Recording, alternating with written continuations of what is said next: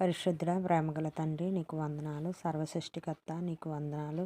ఈ ఉదయకాల సమయం ప్రభువా తండ్రి నీ పాద సన్నిధికి రావుటకు మాకు ఈ ధన్యత భాగ్యమును అనుగ్రహించినందు నీకు వందనాలు ప్రభువా. అయ్యా ఈ ఉదయకాల సమయం తలపెడుతున్న ప్రతి పనిలోని కూడా అయ్యా మా ఆలోచనలో కూడా నాయన నువ్వే ఉండి నువ్వే మహిమ పొందుకోమని అయ్యా ఈ రోజునంతటినీ నీ చేతులకు అప్పగించుకుంటూ క్షేమాన్ని కలుగజేయమని క్రీస్తు నామములో ప్రార్థిస్తున్నాం పరమ తండ్రి. ఆమెన్.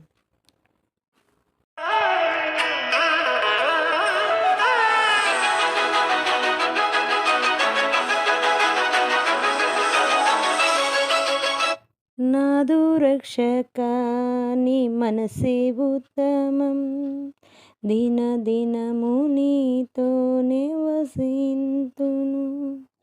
నాదు రక్షక నీ మనసే ఉత్తమం, దిన దినము నీతోనే వసింతును.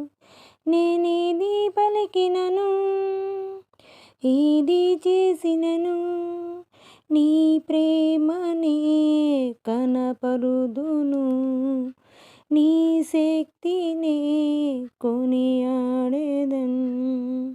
నీ ప్రేమనే కనపరుదును, నీ శక్తినే కొనియాడెదన్. నాదు రక్షక నీ మనసే ఉత్తమం, దిన దినము నీతోనే వసింతును. నాదు రక్షక నీ మనసే ఉత్తమం, దిన దినము నీతోనే వసింతును.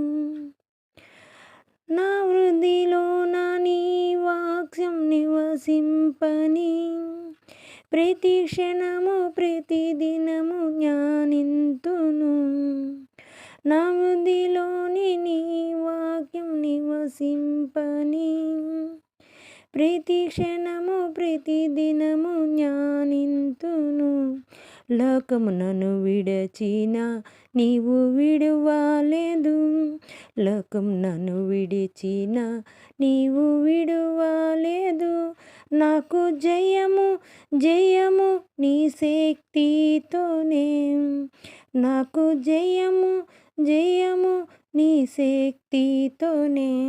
నాదు రక్షక నీ మనసే ఉత్తమం, దిన దినము నీతోనే వసింతును.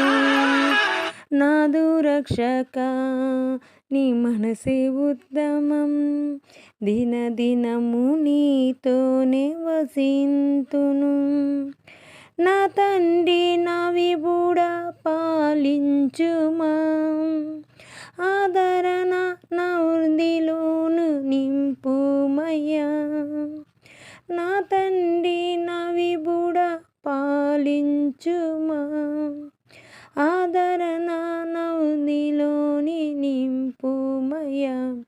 మనుజులు నన్ను మరచిన నీవు మరువలేదు, మనుజులు నన్ను మరచిన నీవు మరువలేదు.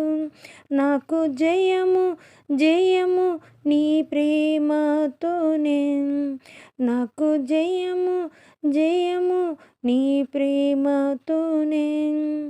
నాదు రక్షక నీ మనసే ఉత్తమం, దిన దినము నీతోనే వసింతును.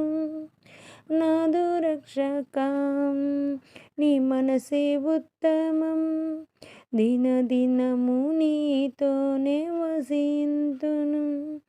నేనేది పలికినను ఏమి చేసినను, నేనేది పలికినను ఏమి చేసినను నీ ప్రేమనే కనపరుదును, నీ శక్తినే కొనియాడెదన్.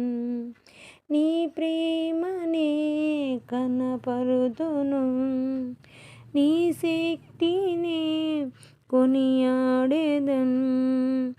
నాదు రక్షక నీ మనసే ఉత్తమం, దిన దినము నీతోనే వసింతును.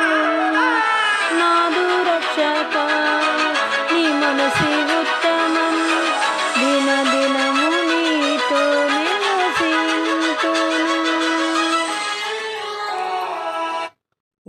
ఉదయకాల సమయము పరిశుద్ధ గ్రంథము నుంచి 16వ కీర్తన చదువుకుందాము.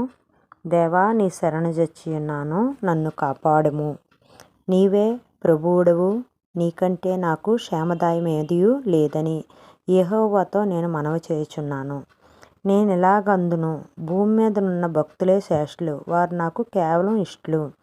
యెహోవాను విడిచి వేరొకరిని అనుసరించి వారికి శ్రమ విస్తరించును. వారు అర్పించు రక్తపాని అర్పణలో నేను అర్పింపను, వారి పేర్లు నా పెదవులకు ఎత్తను. ఇక్కడ 4 వచనములు చదువుకున్నాం కదండి. దావీదు గారు దేవుడితో అలా మనవి చేసుకుంటున్నారు. దేవుడి యందు సావాసము దేవుడితో ఎలా ఉండాలన్న విధముగా కీర్తనలో కీర్తనాకారుడు దావీదైన శరణుజొచ్చి ఉన్నాను. దేవుడిపై ప్రగాఢమైన నమ్మకాన్ని శరణుజొచ్చి ఉన్నానని తెలియజేస్తుంది. దీని యొక్క సారాంశము ఏమిటంటే, కీర్తనాకారుడైన దావీదు దేవుడిని తన ఆశ్రయమని, తన ఆస్తి అని ప్రకటిస్తున్నాడు. దేవుడి సన్నిధిలో తనకు సంపూర్ణ సంతోషము, నిత్యమైన ఆనందము లభిస్తుందని విశ్వసించాడు. దుష్టుల పన్నాగాలకు దూరంగా ఉండి దేవుని మార్గంలో నడవాలనే కోరుకున్నాడు. దేవా, నీవే నాకు తోడు, నీవే నా బలము, నీ శరణుజొచ్చి ఉన్న నన్ను ఎన్నడూ విడిచిపెట్టకు. నా మార్గాలన్నిటిలో నీ కృపను పొందేలాగా నన్ను నడిపించు అని కీర్తనాకారుడు దావీదుకు ప్రార్థన చేస్తున్నాడు, మాట్లాడుకుంటున్నాడు. అదే విధముగా దావీదు రాసిన భక్తిపూర్వకమైన కీర్తన. ఇది దేవునిపై ఉన్న విశ్వాసాన్ని, సంతోషాన్ని వివరిస్తుంది.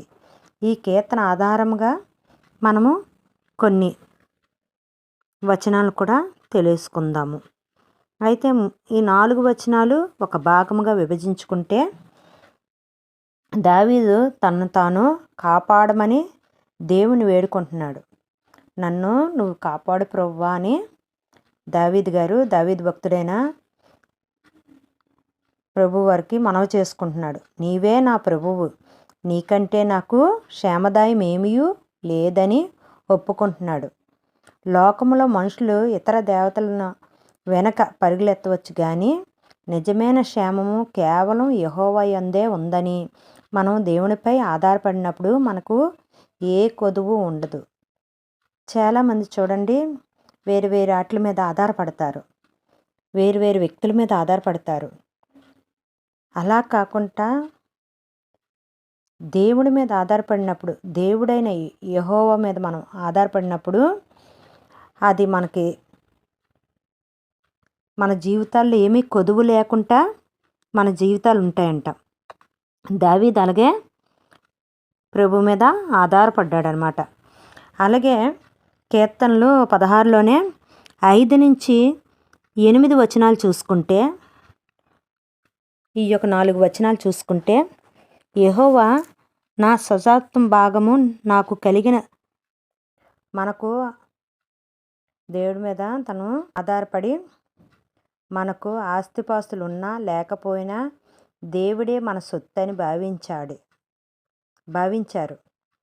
ఆయన ఎల్లప్పుడూ మనకు కుడి పక్కన ఉంచుకుంటే మనము కదల్చబడము. ఆయన మనకు ఆలోచనకర్తగా ఉండి మనకు ఆలోచనలు కలుగు చేస్తూ రాత్రి వేళ కూడా మనల్ని హెచ్చరిస్తాడనమాట. మనం ఏ తప్పు చేయకుండా మన ఆలోచనలు దేవుడు ఎరిగి మనము ఏమైనా పొరపాటు పనులు చేయాలనుకున్నప్పటికీ మన మనసుకి అతను ప్రేరేపణిచ్చి తన ఆలోచన చొప్పున మనల్ని హెచ్చరిస్తాడనమాట. అలాగే 9 నుంచి 11 వచనాలు చూసుకుంటే, నిత్య జీవము మరియు నిత్య సంతోషము. ఇది ఒక మెస్సియా ప్రవచనం కూడా. అపోస్తలుల కార్యములు 2:25-28 పేతురు దీన్ని ప్రసంగించాడు. అపోస్తలుల కార్యములో పేతురు గారు దీన్ని ప్రస్తావించారు. దేవుడు తన భక్తిని పాతాళములో విడవడు, తన పరిశుద్ధుని కుళ్ళి పట్టనీయుడు.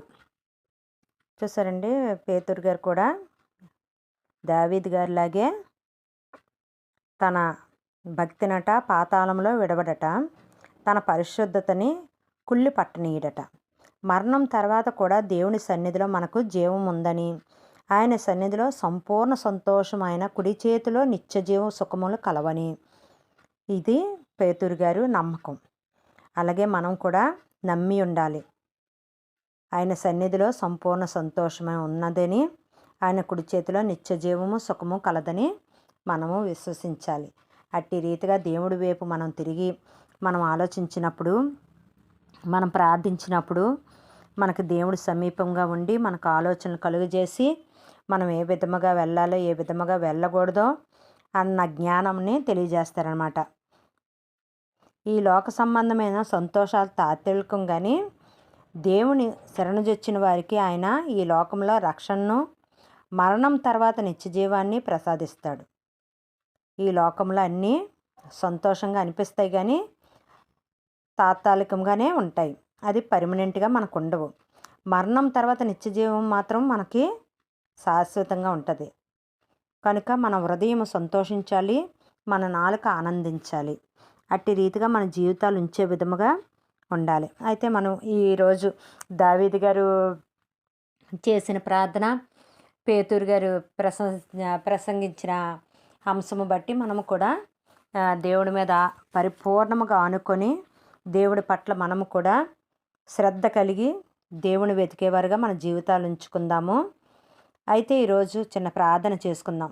పరిశుద్ధమైన మా తండ్రి, ఈరోజు మేము ధ్యానించిన ఈ 16వ అధ్యాయము దావీదు గారు అయ్యా నీతో చేసిన ప్రస్తావనను బట్టి, ఆనందించిన విధానాన్ని బట్టి మేము కూడా ఆనందించేవారుగా,